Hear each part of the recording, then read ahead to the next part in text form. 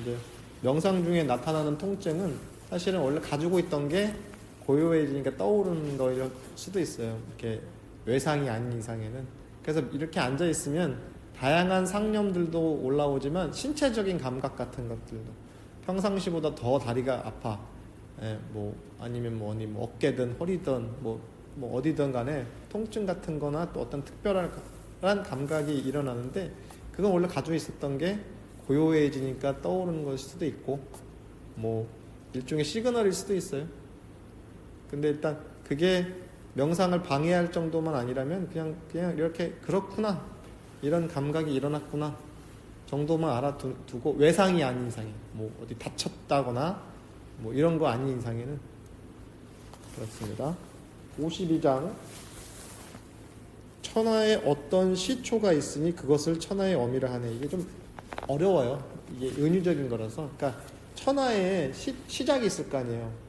뭐 왜 기독교도 창세기 같은 거 있잖아요. 뭐 빛이 있으라니까 빛이 생기고 막 이랬잖아요, 하느님이.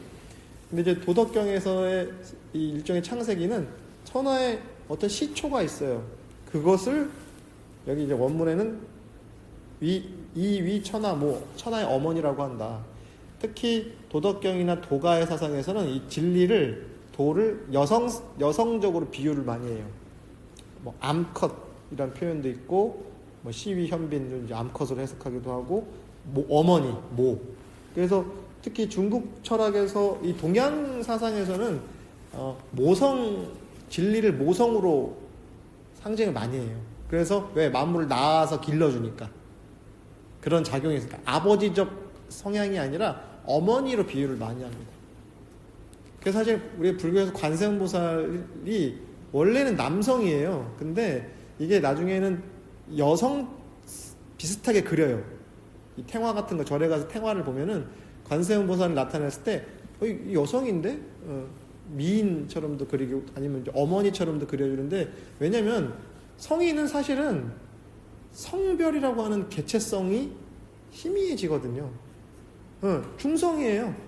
그러니까 이게 실제로 젠더로 중성이 된다기보다도 그런 어떤 특정적인 어떤 고정성에서 탈피가 되니까 남성성과 여성성의 그 중간 어느 지점에 가 있는 거죠.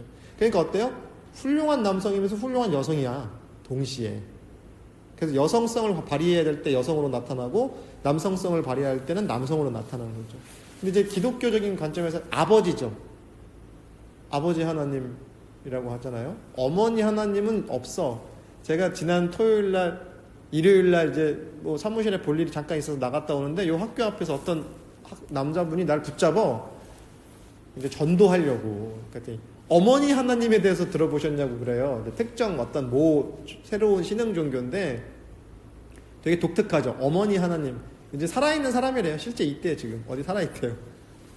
그런 식으로 비유를 하는데 되게 일단 기본적으로 기독교 계열에서는 아버지로 많이 비유를 해요. 아버지 하나님이라고. 근데 이제 동양적 관점에서 모성을 강조하다 보니까 어머니. 우리 원불교 성가에서 법신불 찬송가에도 법신불 일원상 만유의 어머니시니 뭐 믿음도 님밖에 없고 이렇게 어머니시니 딱 그래요. 우리도 동양적 관점에서는 그러니까 사실 법신불이라고 하는 진리가 남성이고 여성일 리가 없잖아요. 그것을 다 초월한 상태지. 제가 좋아하는 숭산 스님의 선문답 중에도 그런 거 있잖아요. 여자는 성불 못해. 여자는 성불 못해요. 그랬더니 항의하는 거야. 어떤 제자가. 아니 스님 말도 안 된다고 무슨 남녀차별하냐고. 그랬더니 너 여자야? 라고 물어봤더니 딱 이 패러다임이 바뀐대잖아요.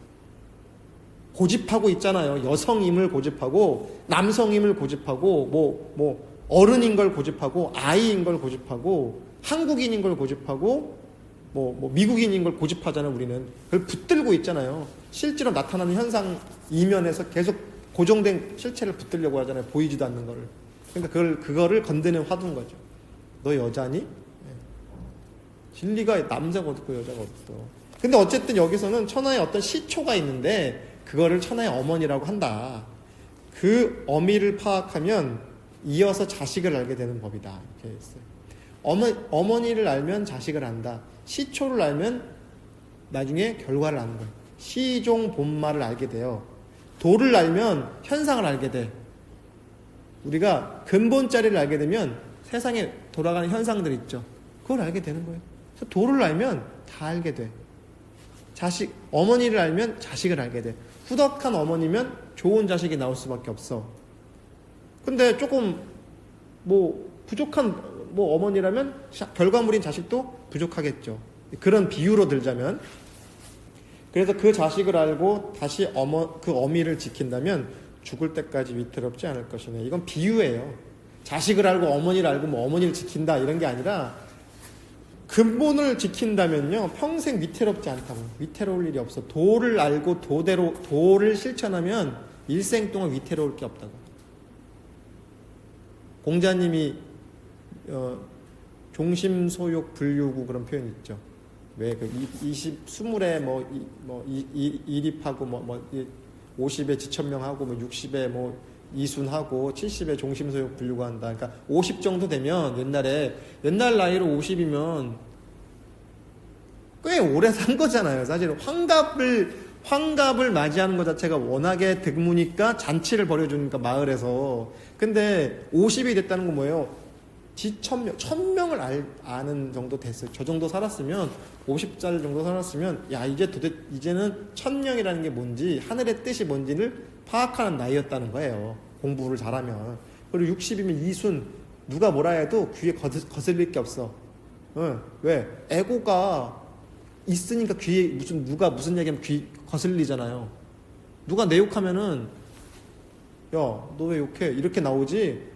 히 웃으면서 안 되잖아요. 지금도 60 정도 되면은 마음 공부를 잘하면 한 60쯤 되면은 귀에서 무슨 얘기가 들려도 이순 귀에 그냥 통과해버려. 일로 들어와서 절로 나가.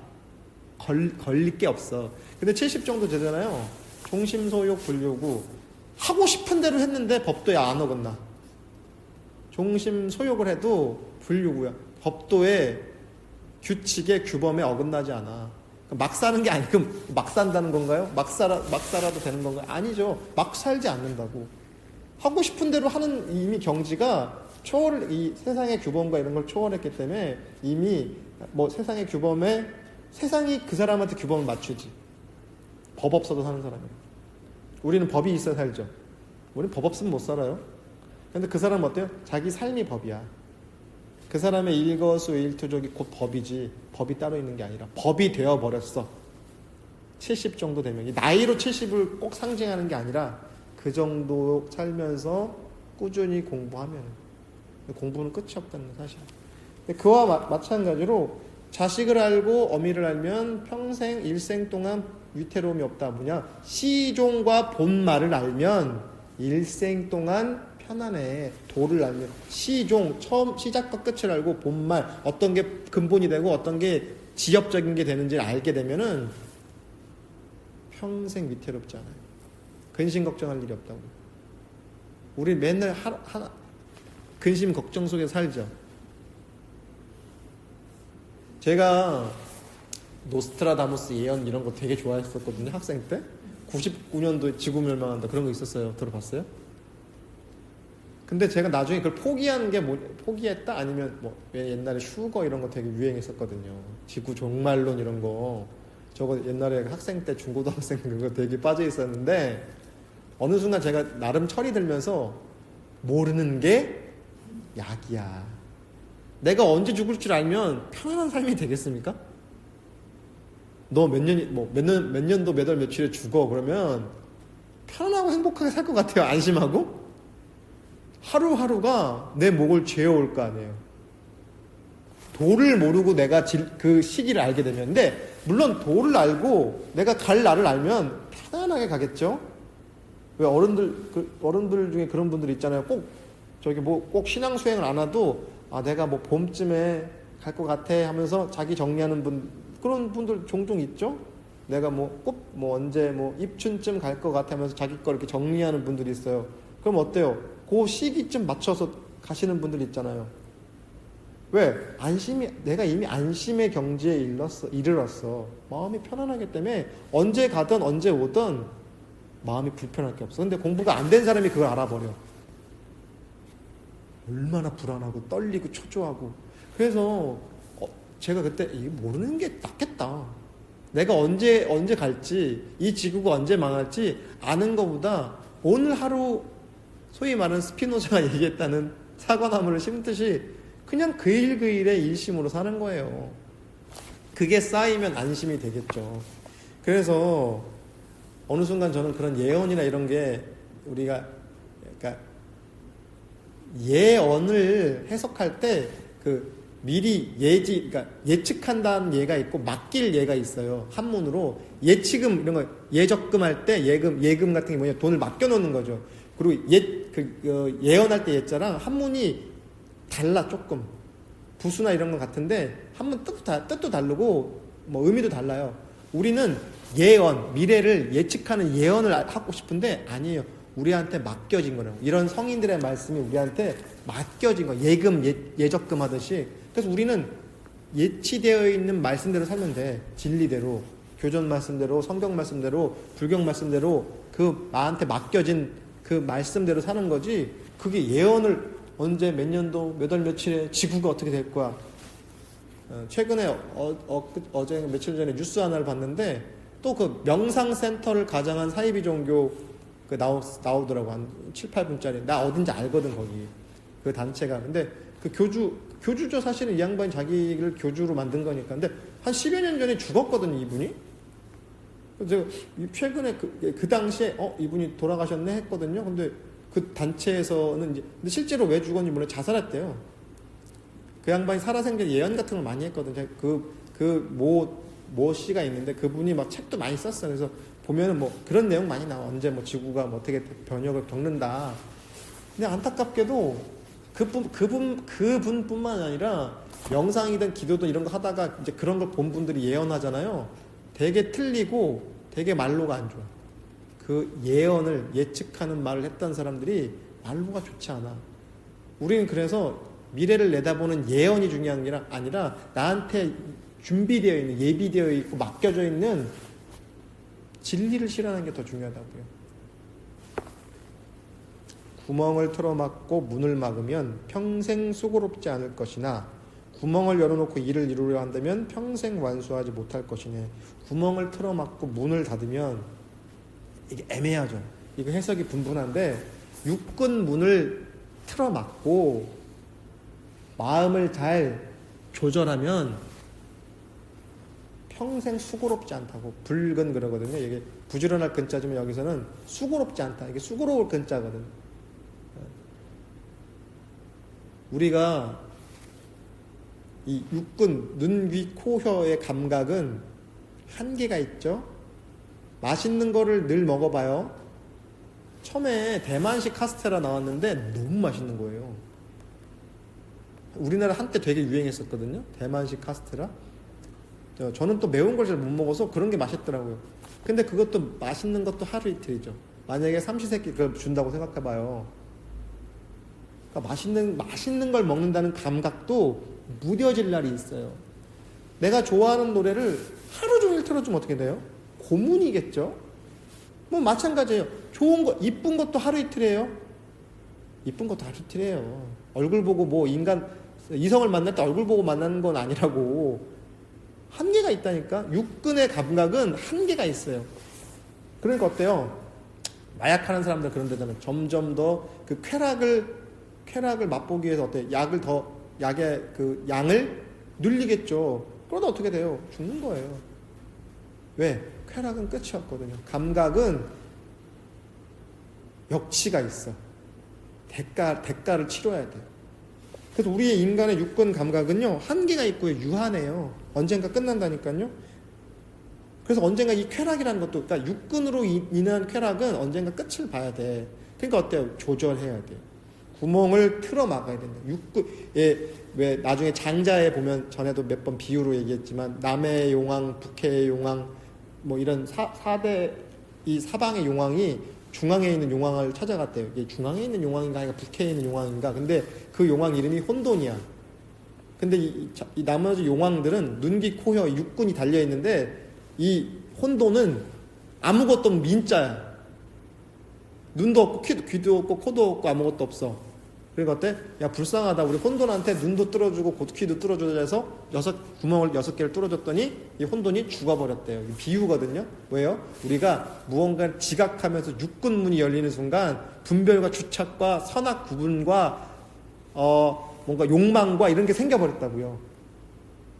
육군문을 닫으라. 여기서 말하는 게 육군문을 틀어막으라고요. 조절하라고요. 그래야 수고롭지 않다.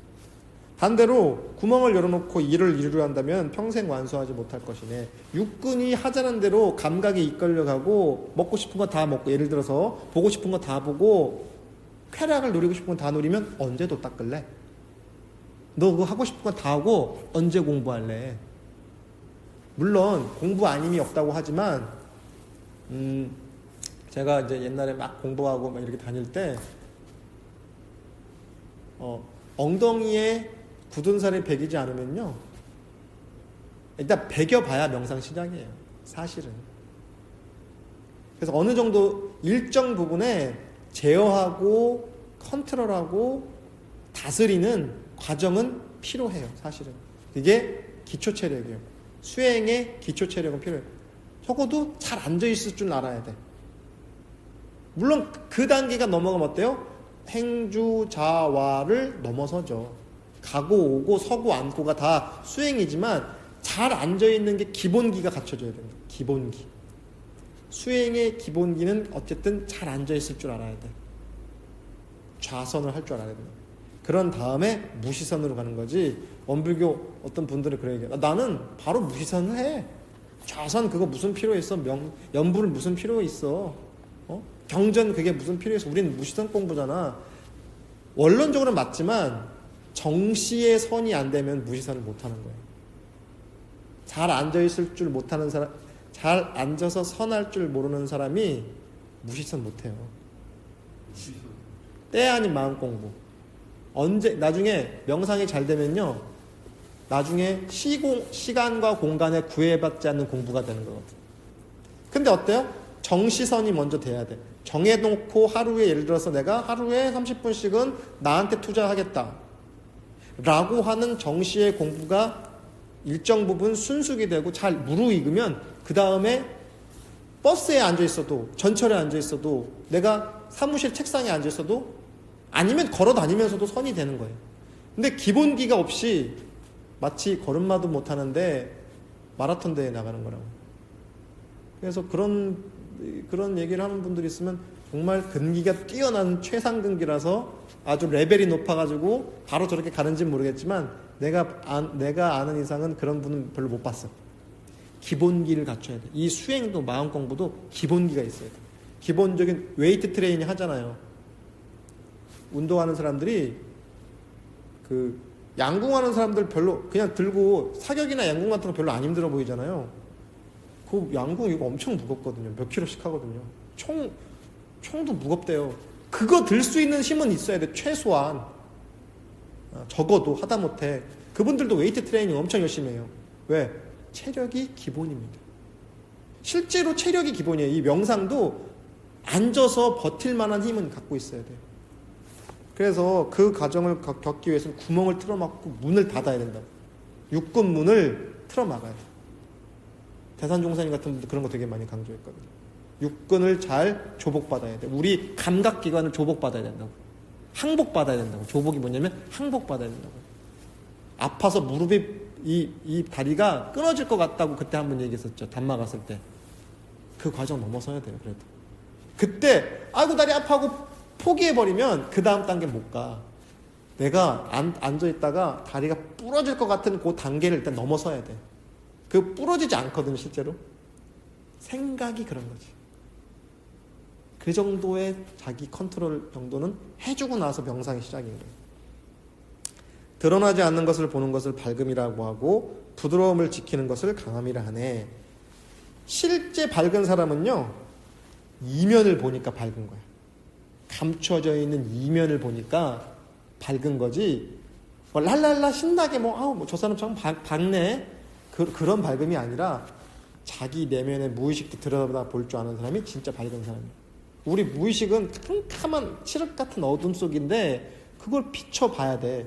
그래서 수행 마음 공부를 백날 첫날 했는데 사람이 더 강팍해지는 경우 있거든요.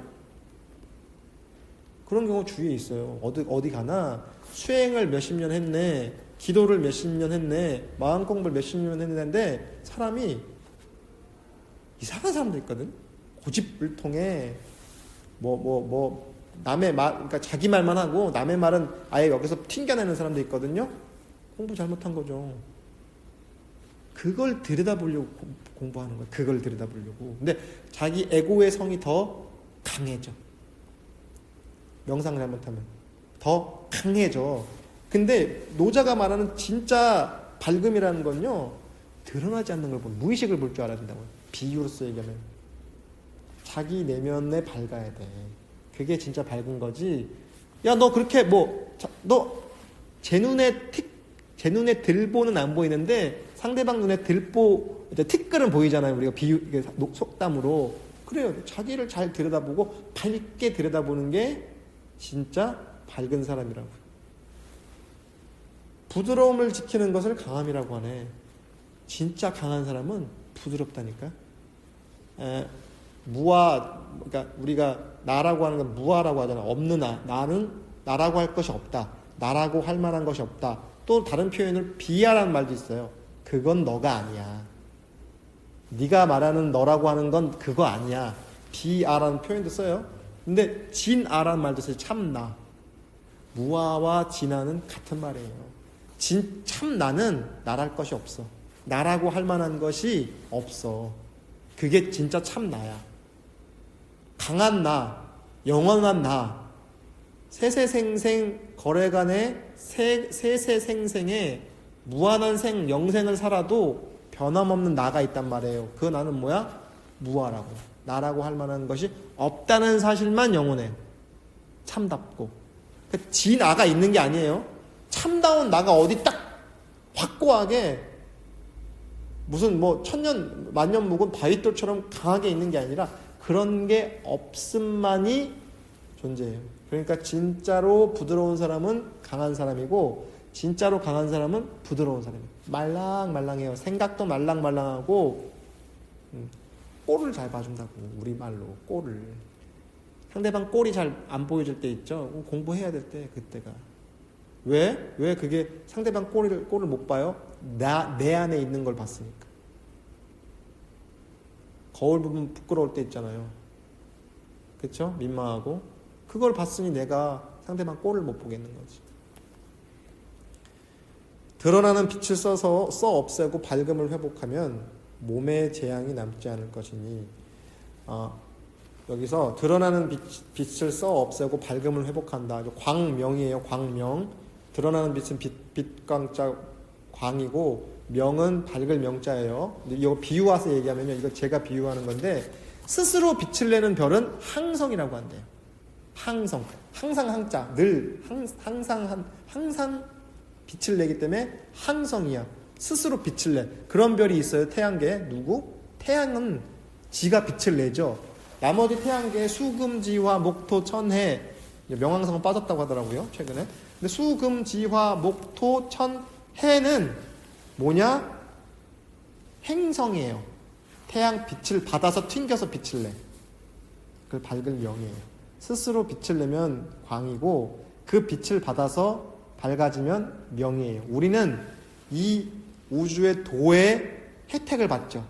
우주의 흔히 말하는 도의 법신불의 하나님의 빛을 우리가 받아서 빛이 나는 거야, 내가.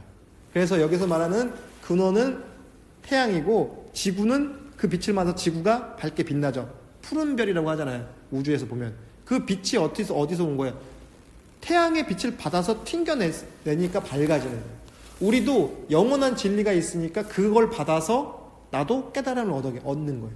그래서 도는 근본이 되고 우리의 마음은 용이 되는 거예요. 좀 어렵나요?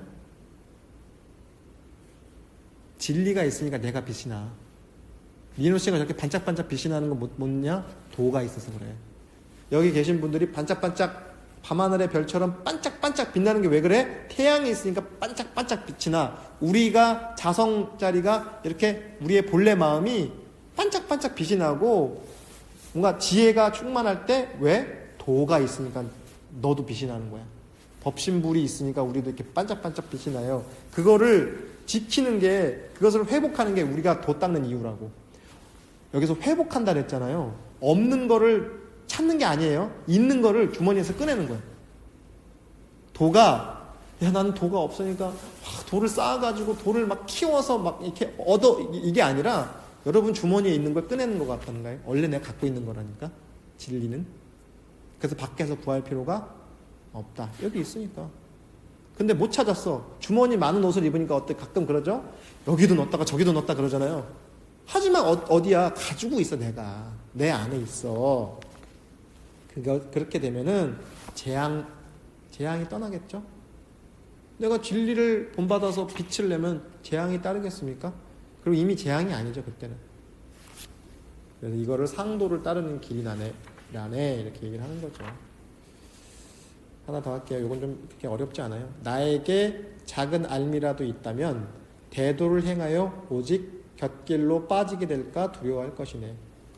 노자가 말씀하신 거. 나한테 조금이라도 지혜가 있다면 대도, 큰 길을 따라서 갈 것이다. 대도, 무문, 뭐 이런 얘기 하죠. 옛날에 김영삼 전 대통령이 좋아했던 문구가 대도, 무문. 큰 도는 문이 없다. 농담으로 누가 도둑도자로 바꿔서 큰 도둑도 문이 없다. 문이랄 게 큰 도둑은 문 잘 따고 들어가잖아요. 담도 넘어서 들어가고 문이 정해져 있지 않잖아. 농담을 했지만 어쨌든 어때요? 대도는 따로 문이라는 게 없어요. 큰 길을. 근데 이제 그런 것처럼 나는 대도를 행해서 곁길로 빠지지 않을까 두려워할 거야. 대도는 평탄한데 백성들은, 여기서 말하는 백성은 범부들, 우리 같은 중생들은 새길을 좋아해. 지름길만 좋아하네. 꼭 알려주면은 꼭 요행을 바라죠. 이거 말고 좀 빨리 되는 거 없어? 근데 지름길이 큰 길이에요. 실제 지름길이라는 건 따로 없어요. 그냥 정해진 길로, 제가 가끔 운전하고 가다 내비게이션이 가라는 대로 안 가고 내가 아는 길로 간다고 하다가 엉킬 때 있어요. 여기 내가 아는 데야. 거기 내가 많이 가봤어. 제가 지금 계속 얘기해요. 내가 가봤어. 내가 운전했어. 내가 살던 데야. 내가 가본 곳이야. 계속 에고가 분별과 주착을 하잖아요. 이렇게 따지고 계산하고 그냥 내비고 가라는 대로 가면 돼. 아니면 큰 길로 따라가면 돼. 그런데 어때요? 계산하잖아. 내가 가봤어. 내가 해봤어. 내가 며칠 전에 가봤어. 이렇게 에고가 개입을 하면 일이 어긋나는 거죠. 그러니까 백성들은 지름길만 찾는 거예요. 조정은 매우 깔끔하지만, 여기 조정은 뭐냐면 임금 사는데 조정이라고 하잖아요. 조정은 매우 깔끔하지만 논밭은 황폐되어 있고 창고는 텅 비어 있네. 그렇죠? 폭군이겠죠. 비단옷 차려입고 날카로운 검을 차고 배불리 먹고 재화는 넘쳐 창고 속에 금은 보석은 넘쳐나네. 이런 자는 도둑의 우두머리라고 하니 도둑의 우두머리는 도를 행하는 자가 아니네. 아마 이때 당시에 위정자들, 권력 있는 사람들, 왕들을 군주를 비판하는 거죠. 저거 큰 칼 옆에 차고 비단옷 입고 배는 이렇게 나와가지고, 왜 삼국지 보면 동탁 이런 동탁, 그런 저기들, 조조는 모르겠는데 동탁 삼국지 보면 배가 이만큼 나와가지고 막 여자 좋아하고 술 좋아하고 막 기름진 거 먹고 그러다 이제 자기 부하의 칼에 이제 누구야 죽죠. 동탁이 삼국지 제일 싸움 잘하는 사람 있잖아요. 초선이랑 연애하고 막 이런 사건. 요즘에 이름이 자꾸 생각이 안 나. 여포. 지 명대로 못 살아. 그런 사람은. 조정은 대궐처럼 정말 의리하게 꾸며놓고 백성들의 고열을 짜가지고 창gon을 가득 채우고 지배를 불리고 비단옷 입고 큰 칼 차고 호령하잖아요. 제 명대로 못 삽니다. 역대 군주 중에 그렇게 해서 제 명대로 산 사람은 손에 꼽을 거예요. 그래도 설사 그렇다 손 치더라도 그 재앙이 자손들에게 언제는 나오게 돼 있어요. 자기가 앙급 자손이라고 하는 표현이 있죠. 재앙이 자손한테 미친다는 약간 저주죠. 앙급 자손이란 말이 있어요. 앙급, 재앙이 미친다. 누구한테? 너희 자손한테. 근데 그걸 바꿨잖아요. 우리 스승님께서. 앙급 자신. 재앙이 네 몸에 이제 인과가 빠르기 때문에 재앙이 너한테 미칠 것이다. 그러니까 어때? 대도를 행하면 이럴 일이 없어요. 위태로울 일이 없잖아. 근데 인간은 설사 그게 군주라 할지라도 지름길, 요행 나는 안 그러겠지. 나한텐 그럴 일이 없을까요? 그래서 백성들을 탄압하고 억압하고 누르고 진실을 가리고 왜곡하고 탄압해. 그렇게 해서 말년이 좋은 군주는 없어요. 근데 이게 옛날에는 이렇게 군주는 영원 죽을 때까지 하잖아요. 근데 민주 국가에서 어때요? 그게 있잖아요. 임기가 있잖아요. 그래요. 임기 말에 역대 우리나라 대통령들 중에도 그렇게 임기 말이 순탄한 사람이 별로 없어. 자식들이 구속되고 형님이 구속되고 뭐 가족의 변란이 일어나고 요즘도 그렇잖아요. 지금도 그런 얘기하면 안 된다니까 안 할게요. 이게 뭐예요? 도둑의 우두머리다. 이건 근데 군주한테만 얘기하는 게 아니라 우리한테도 해당되는 거예요. 그게 이어진 얘기가 하나 더 할게요. 잘 세운 것은 뽑히지 않고 잘 세워놓은 것은 뽑히지 않아요. 뿌리 깊은 나무가 바람에 넘어가지 않아. 잘 앉는 것은 놓치지 않아. 잘 앉는 것은 놓치지 않고 자손 대대로 제사가 끊기지 않네. 내가 그렇게 잘 살면 자손 대대로 나한테 제사를 지내줄 거라니까. 이게 동양식 사고방식이에요. 동양은 사실은 영혼이 있어가지고 이렇게 사실은 불교도 외래 종교잖아요. 중국이나 우리 입장에서는. 근데 원래 이 동북아시아에서는요, 내가 세세생생 영원히 영생하는 게 뭐냐면 자손을 잘 보는 거예요. 그래서 자손들이 나한테 제사 지내주는 거예요. 그래서 우리도 그런 표현 쓰죠. 법계 향화가 길이 유전되기를 이렇게 대제 때 그런 문구 있잖아요.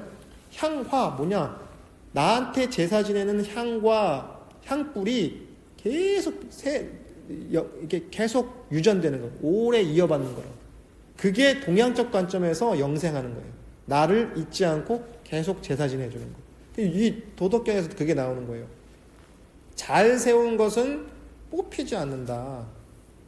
잘 건설된 것, 잘 지은 집은 지진이 일어나도 바람이 강풍이 불어도 흔들리지 않아.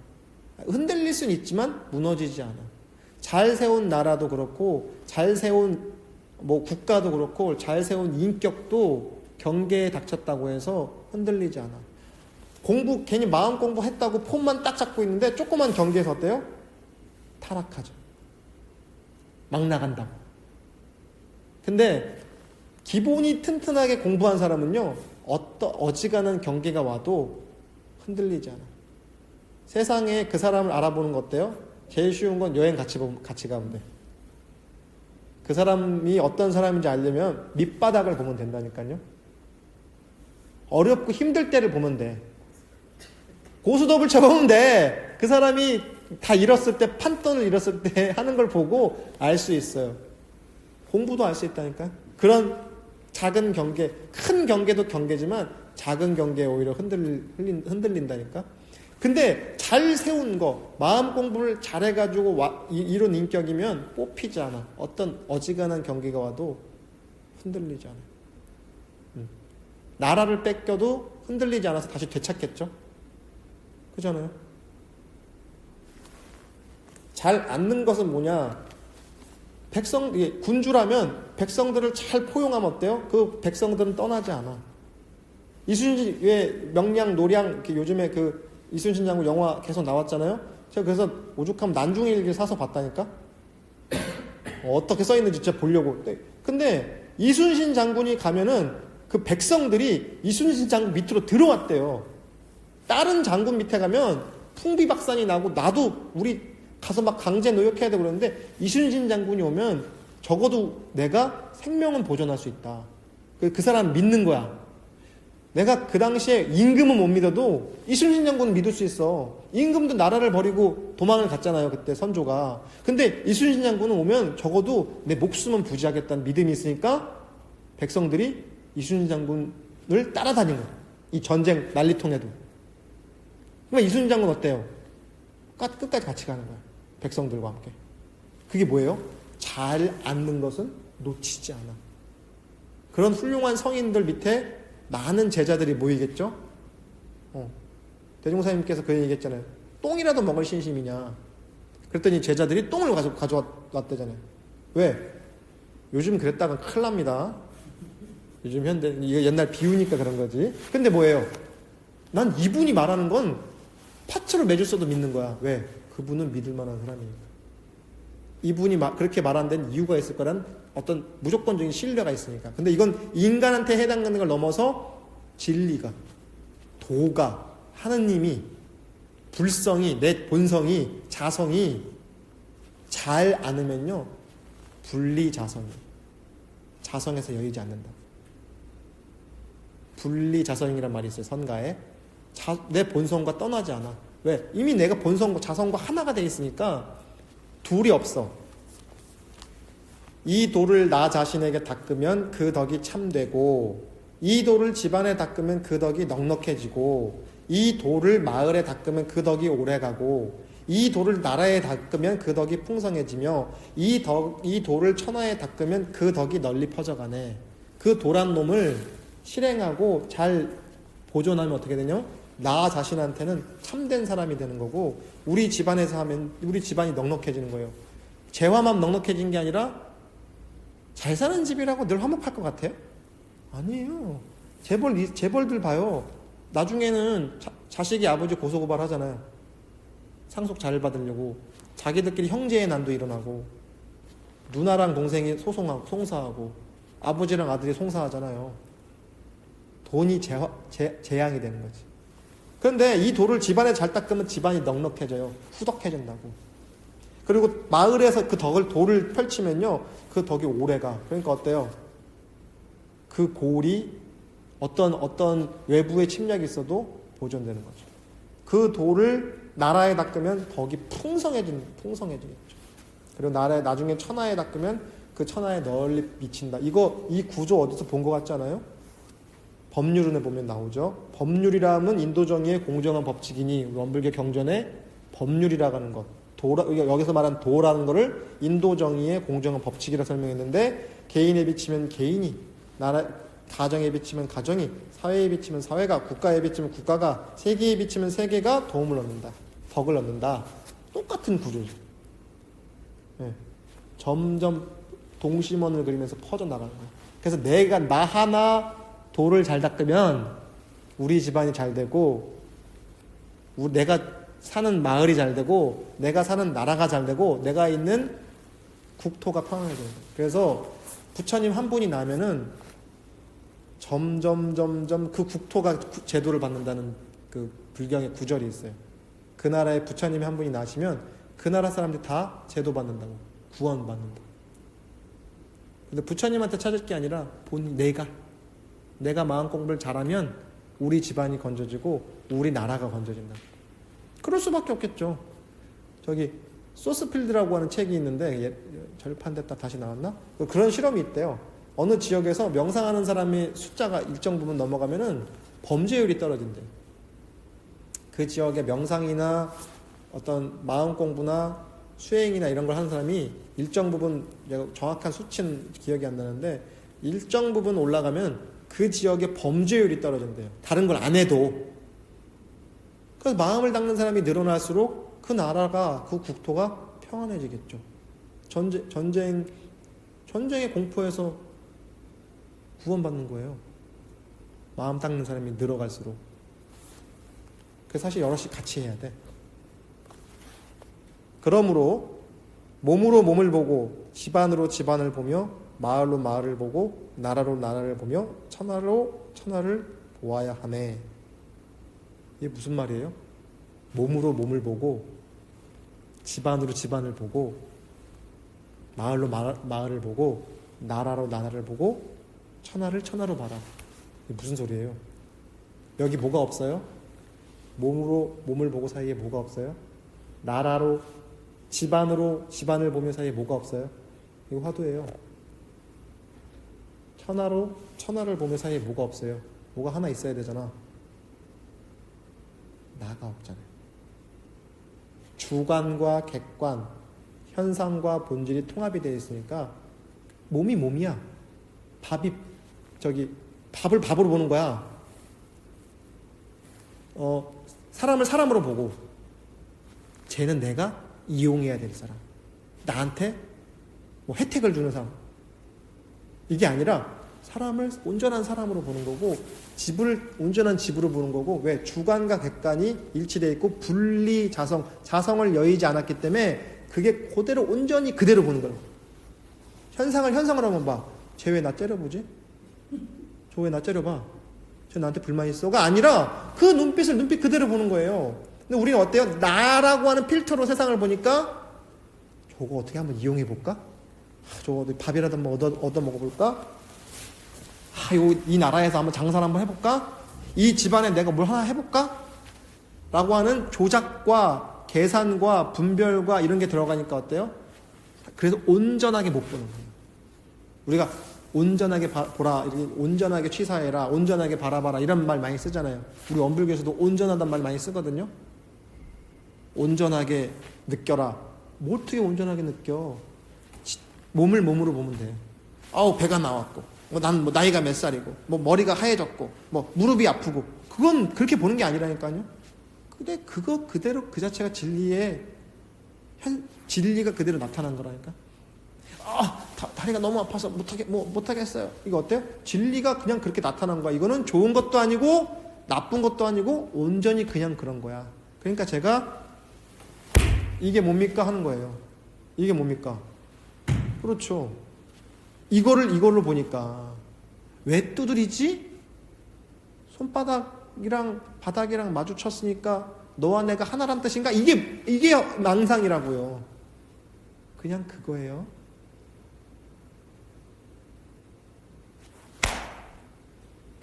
이라고요. 이게 몸을 몸으로 보고, 집안을 집안으로 보고, 마을을 마을 보고, 천하를 천하로 보는 거라니까. 그 사이에 간극이 없잖아요. 간격이 없잖아요. 그것과 그것 사이에 피와 차 사이에 간극이 없어요. 불이라고. 불이. 둘이 아니라니까. 진리는 불이법이잖아요. 둘이 아니잖아요. 그러니까 어때? 몸을 몸으로 보는 거지. 몸과 몸 사이에 뭐가 없어. 그것이 불이법이. 둘이 아닌. 왜 절에 가면 불이문이라고 있어요. 입구에 불이. 둘이 아니라고. 현상과 본성과 중생과 부처와 너와 나와 사이에 간극이 없으니까 하나라고. 둘이 아니라고. 불이.